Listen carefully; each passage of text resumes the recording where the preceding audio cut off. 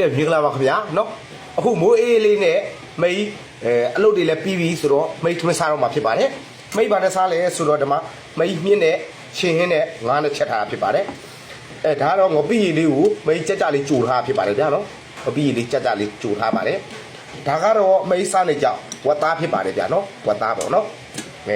ဒါတော့အတူမြုပ်ပေါ့ဗျာကဲမိတ်စားမယ်လို့နော်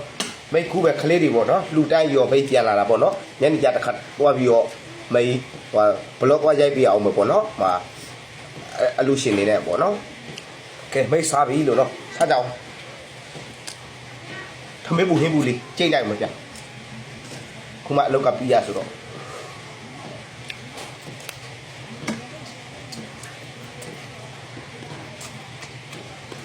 မ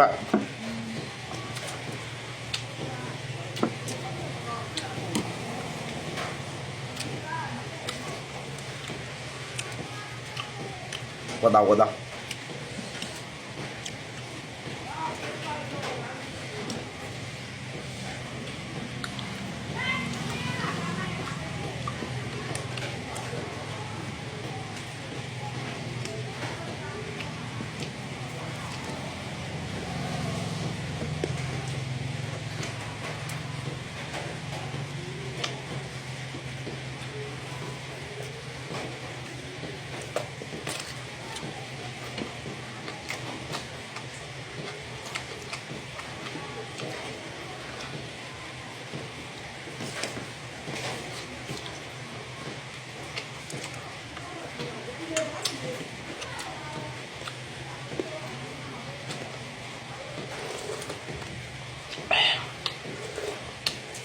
以前买的布溜溜嘛，我烫到的，行呗，好了。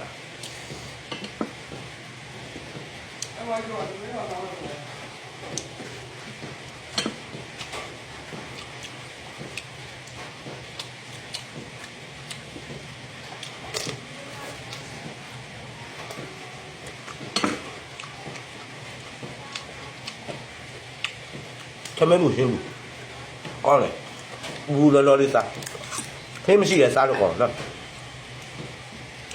ဝတ်တာနော်မရဲ့အကြိုက်